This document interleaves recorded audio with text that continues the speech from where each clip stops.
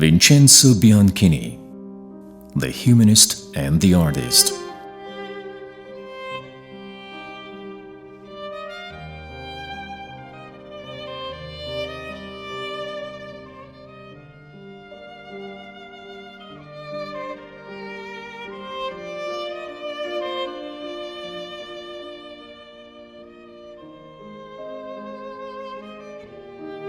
Vincenzo Bianchini was a doctor by profession, a humanist by inspiration, and an artist by nature.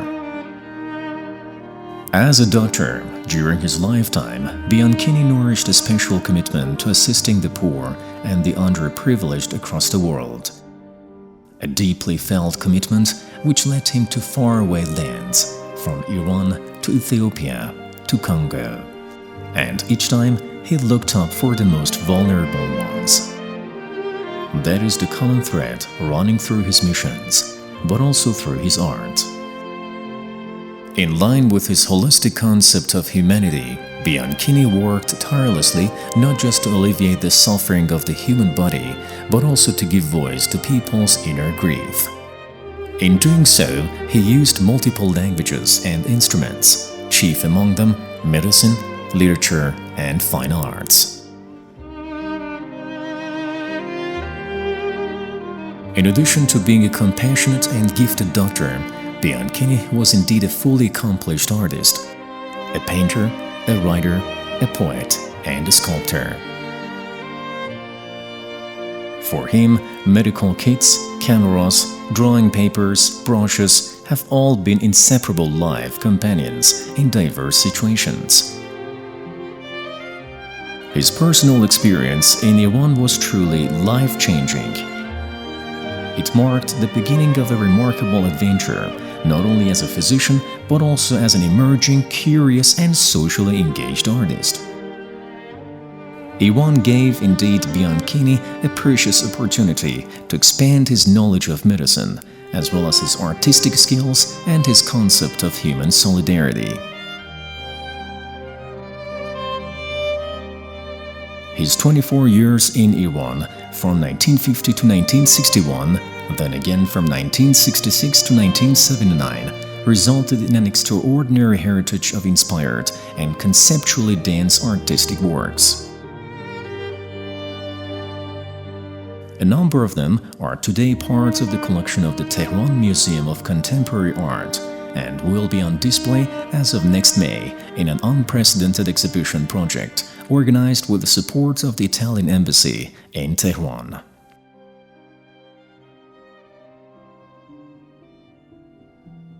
Vincenzo Bianchini was born in 1903 in Viterbo in central Italy.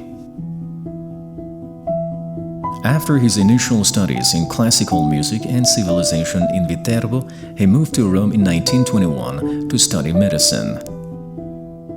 In 1936, during his military service as a volunteer physician, Bianchini was drafted for the Second Italo-Ethiopian War and later for World War II. Upon his return home, he worked as a public physician with the municipality of Rome. The turning point in his life and career was to come about in 1950, when he left Italy to take part in a medical assistance project made available by the Italian government for the Imperial Social Services Organization of Iran. Bianchini therefore spent 11 years, from 1950 to 1961, providing humanitarian assistance and serving villagers in remote areas of Iran in the provinces of Khorasan Rezavi, South Khorasan, Kurdistan, Khuzestan, and Kerman. In Mashhad, Bianchini treated pilgrims of Astan Quds Rezavi, a foundation entrusted with the Imam Reza Shrine's management. This experience made him discover Rezavi's rural landscapes and provided him with a precious source of inspiration for his artistic creativity. Humanism is the word that best describes Bianchini's artistic experience in Iran, an extended period marked by deep interest in and respect for local traditions, together with a profound spirituality coming from the encounter with Iranian culture and civilization.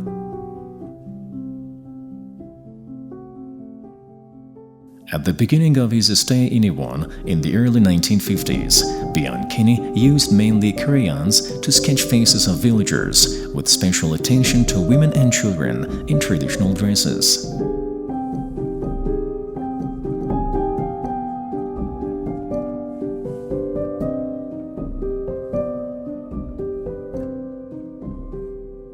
Improvisation and simplification come across as distinctive features of his art. After many years trying different techniques, he finally came up with his own authentically personal artistic approach. Few instinctive lines create subjects of intense expressive power. Loneliness is the feeling that permeates virtually all of Bianchini's works. His subjects are invariably single figures. They feel lonely on the earth, and Bianchini shows them his full compassion, pretty much as he does in daily life.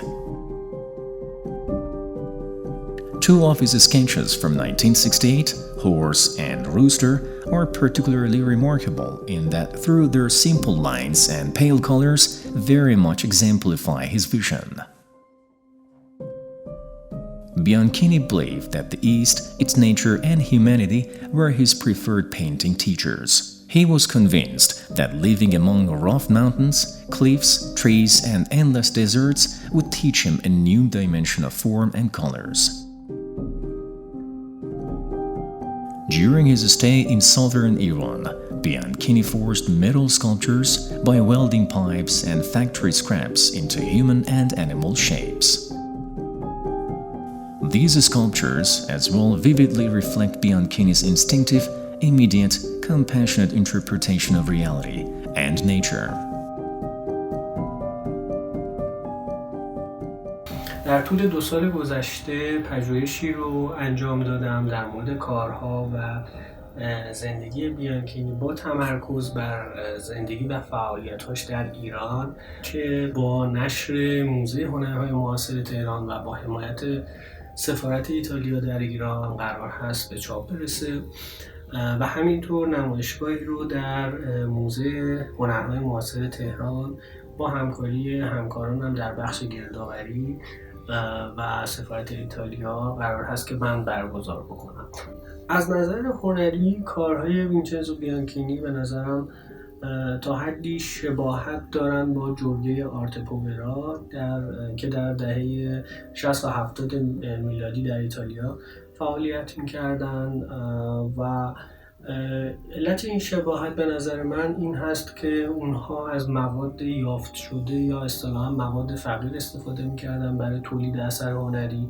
همینطور که فراموش نکنیم بیانکینی هم در کارهاش در واقع برای تولید مجسمه‌های آهنیش از ضایعات آهن، لوله‌ها و یا حتی بیلچه‌ها و در واقع موادی که پیدا می‌کرد استفاده می‌کرد برای اینکه بتونه مجسمه‌هاش رو بسازه و همینطور گاهن تابلوهای از او دیدم که بر روی چوب، برزنت، مقوا و مواد غیر متداول در واقع نقاشی استفاده شده. In 1961, Bianchini was sent by the World Health Organization to Congo, where he stayed 5 years. 5 years of full life experience, during which he continued pursuing his art through an updated landscape and striking figures of terrifying humanity, always marked by a sense of inevitable solitude. One day, though, when he was on medical duty, a vaccine capsule exploded and severely damaged his eyes. As a result of this accident, he gradually lost his eyesight.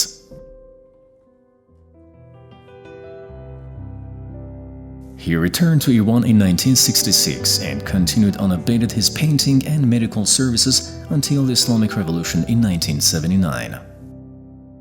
Throughout this period, Bianchini gradually asserted himself as a reference and, in a way, as a forerunner of modern art in Iran.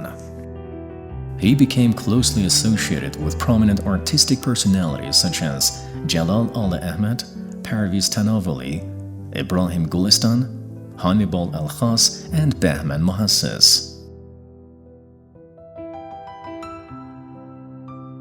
The latter also translated some of his poems following the storyline of his paintings, poems about humanity and solitude. Over those years, various exhibitions were held in different cities around the world, featuring his art, from Tehran to Milan, Rome, Algiers, Los Angeles, and London.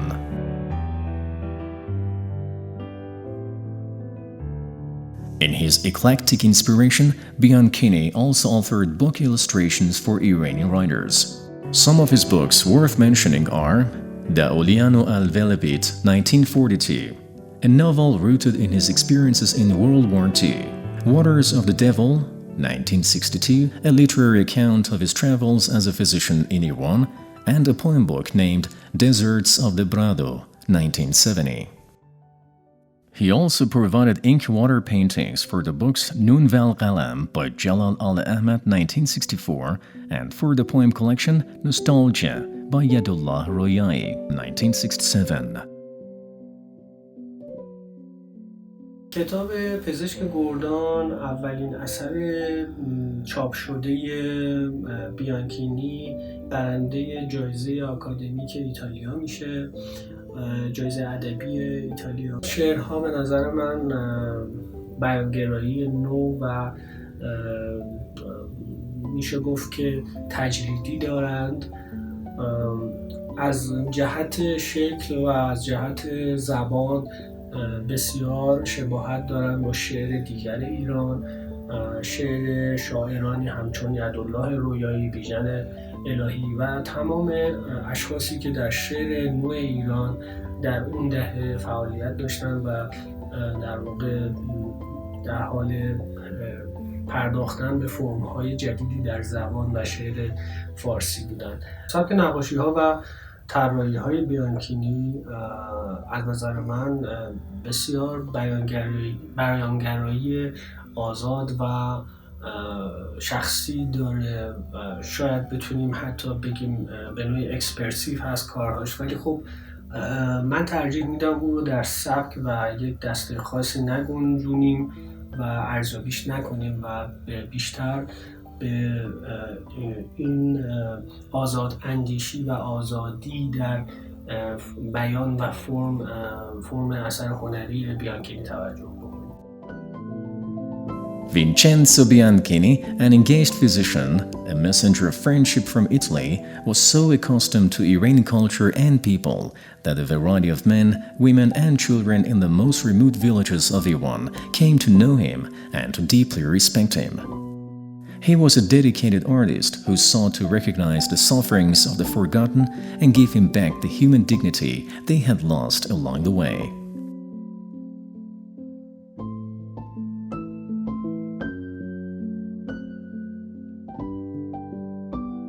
Vincenzo Bianchini passed away in Switzerland in 2000 at the age of 97, a man of the 20th century.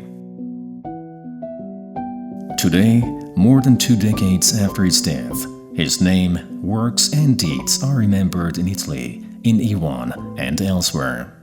Yet, there is a lot about his art that needs to be discovered and disseminated.